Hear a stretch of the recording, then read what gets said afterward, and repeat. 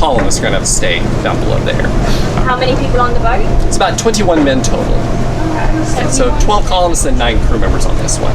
But it's only like half the crew actually working, so maybe 4 or 5 guys up top actually doing anything.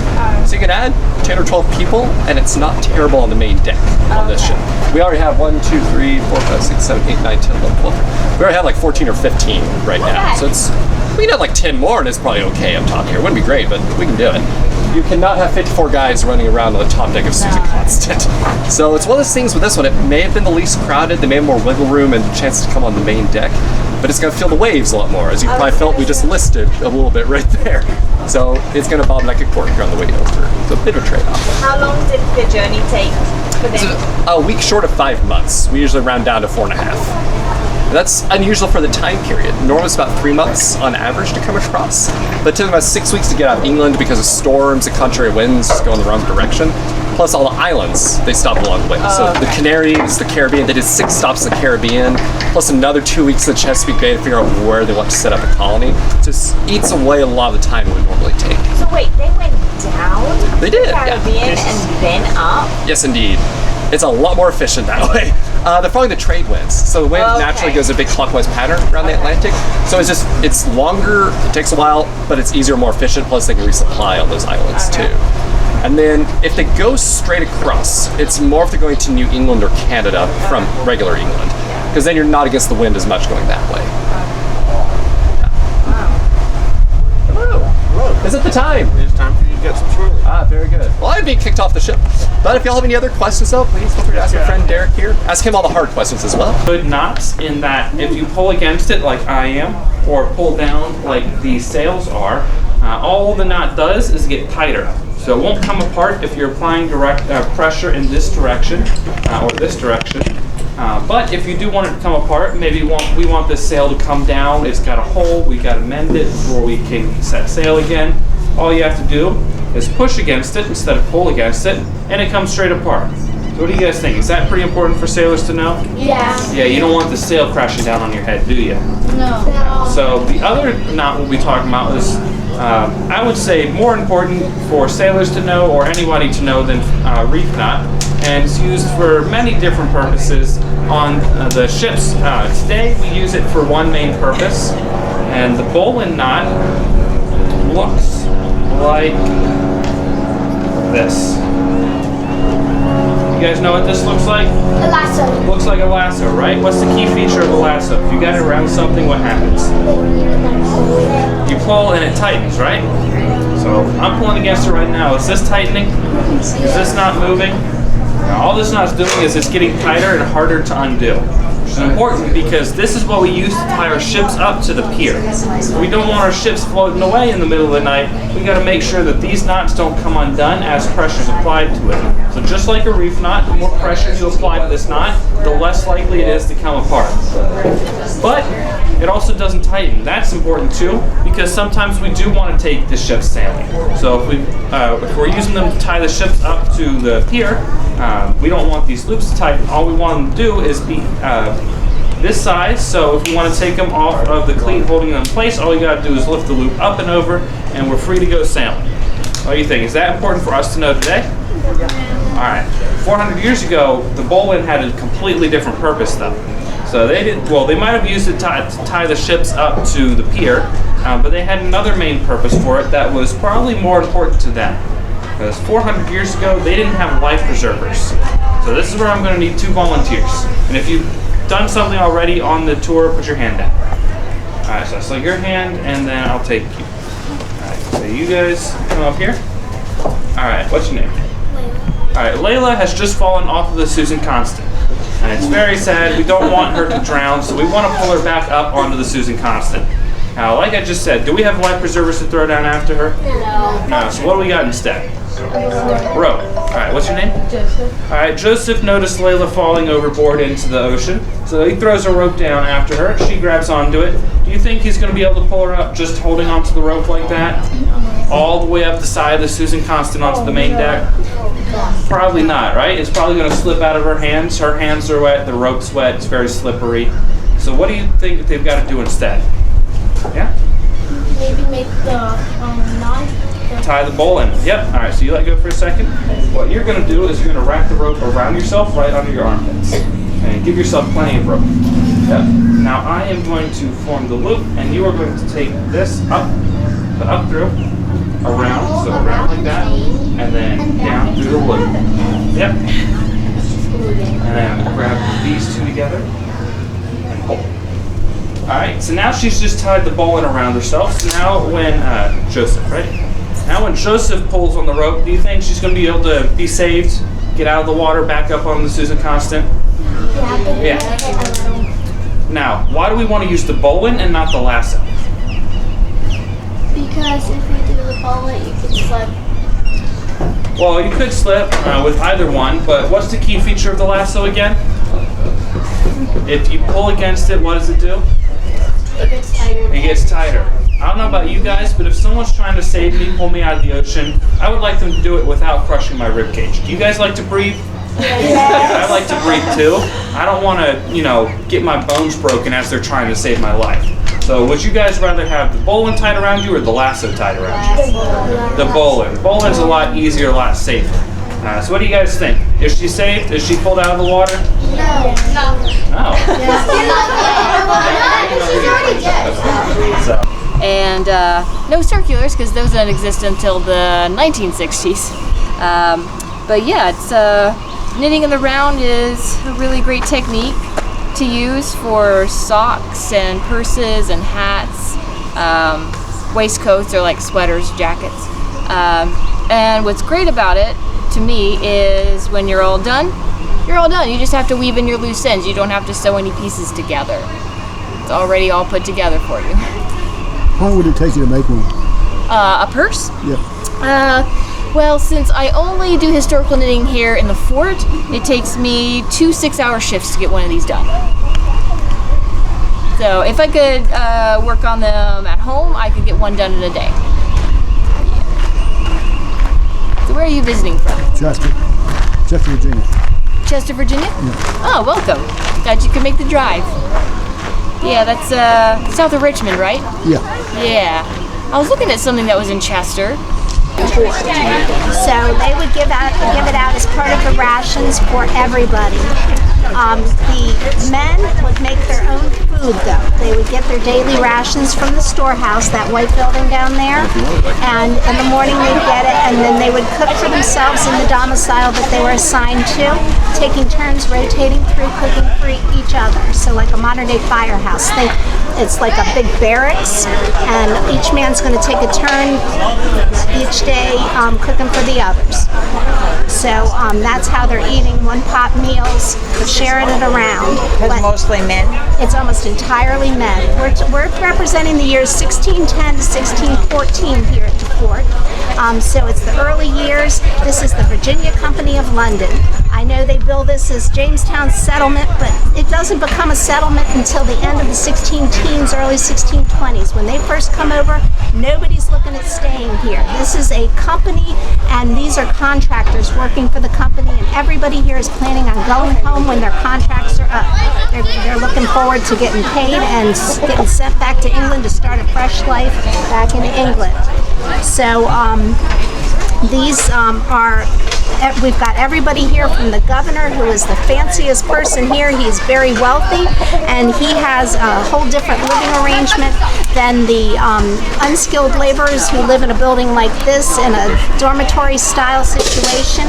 They're sleeping in a 4-bedroom house with 3 or 4 beds per room and 2 men to a bed. And then you've got the governor over here he's got his own private bedroom with his furniture that he had shipped from England, and he has his entire staff and everybody that he brought with him to house, and he's got 2 of these buildings.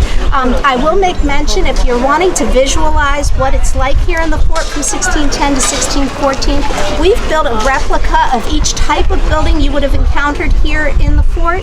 But if you want to really get an idea around what it looked like, imagine multiples of all of these buildings, so much so that there's just alleyways between buildings, no trees within the walls of the fort, no open spaces like this. It's just chock full of buildings, alleys between the buildings, and then outside the walls of the fort, no trees surrounding the fort for a quarter mile all the way around, so you can see enemy approaching. and then you have a better idea of what it looked like. What are you making? I am making a fruit pie. This would be what we consider governor food, because this is something that the common man would not be able to have.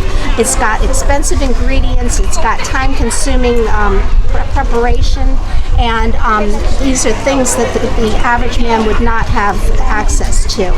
Starting from the spices that are very expensive, the sugar, which is very expensive, the fruit. Fruit trees like apples and pears and such aren't growing here in the New World until the English bring them and plant them here. The only apple trees that grow native to North America are crab apple trees. Oh, Yeah. So when they say is American as apple pie, not so much. oh my goodness. Apple pies are an English thing. And they bring that with them. So today we're making a mixed fruit pie. We're soaking, they would have brought the fruit over dried, shipped it over dried, and then had to rehydrate it. So that's what we're doing with our raisins here. And we've got some dried apples and dried pears that we are rehydrating as well, and we're going to be putting those into our pie, and they would decorate. What I've got here is decorations that can go on top of the pie crust. They were very into ornate things. I'm sorry, this is a modern book, so I'm but I'm copying the design from one of the pie crusts of the time to put on top of my pie crust, so that when we put it in our oven, we will have a decoration on top of it. Now, the oven is an interesting apparatus. They first sent them over from Devon, England, and we know that because over at historic Jamestown they found pieces of the original ovens, and they tested the clay, and that's where they came from. So we have replicated one and put it here so that we can show you how they used them. They sent over bakers from England to supply bread for everybody here at the fort. Bread ovens are interesting. You have to get them hot enough to cook the bread by just keeping the fire going. Just a challenge in and of itself. Letting it go out. It takes about 3 hours or so for it to get up to temperature, and unlike today where you have thermometers and things to test the temperature, they weren't using thermometers for that at the time. So how do you test your bath water to tell if it's the right temperature to get in? Kids? Yeah. Use a thermometer. No, you put a thermometer in your bath water? You feel it. Exactly, and that's exactly how they tested their ovens to see if it was the right temperature. And that's what we do here at Jamestown. So that's what we're going to do. At a certain point, we're going to put our hand on the oven and see if we can keep our hand on it. If we can't keep our hand on it, we know that it's getting to the right temperature. And and it's definitely, it's nowhere near the right temperature, so we're going to keep going. And so anyway, and then once it is the right temperature, we're going to get all of that debris and flame out of there, and we are going to put our pie into that oven and close it up with the door that you see sitting on the stump over there, and that will close off the oven and keep the heat inside with our pie, and it will cook. Now if we were making bread, it would need to be a higher temperature, and we would cook the bread first, and then we would, as the temperature goes down, once we take the bread out, we would cook things that cook at a lower temperature, because obviously it loses heat as the day wears on. Facts that we need.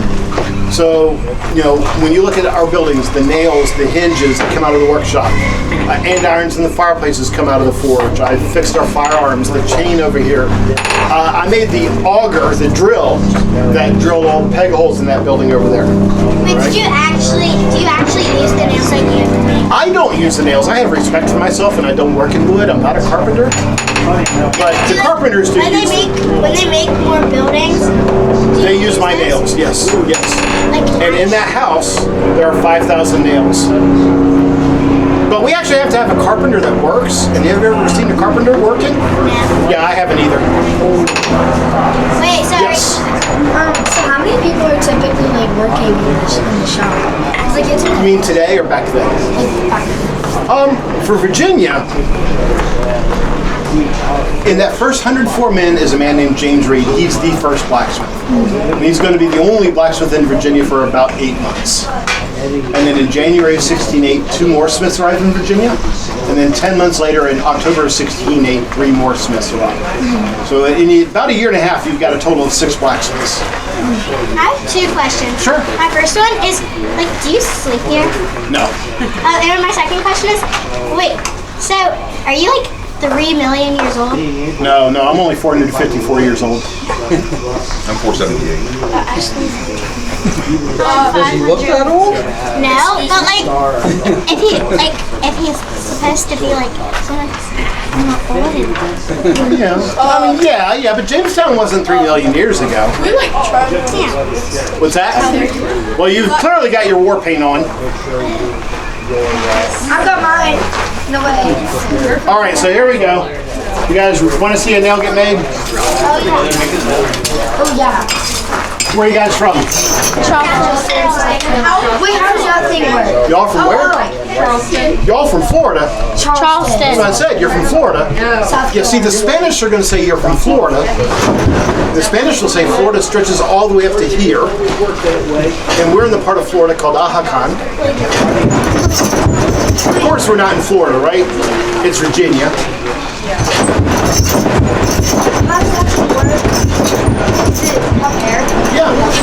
Yeah, when I work that lever, it pumps that air into the fire. Why don't they have that over there for the baking? Well, because they're using the heat of the coals to get the fire hot. They do have a bellows available to them. It's a small single-chambered bellows, but they're not trying to get a roaring fire. They're trying to get the fire to create embers, and it's the heat of the embers that are going to heat the clay up. It's just a different type of oven. They do have a small bellows to get their fire going. And, as that fire gets burning,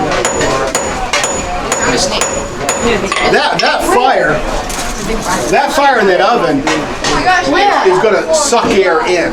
It's going to pull air into it. That helps keep that fire going. I want to watch this really quickly. All right, so there's our nail. That's the nail. So can y'all see that? Yes. Right there is the nail. So how do you? Yeah. Oh, this is how you cut it. Isabella's working her way across the center of the floor. Okay, I'll take care of her. Thank you. Is that chicken?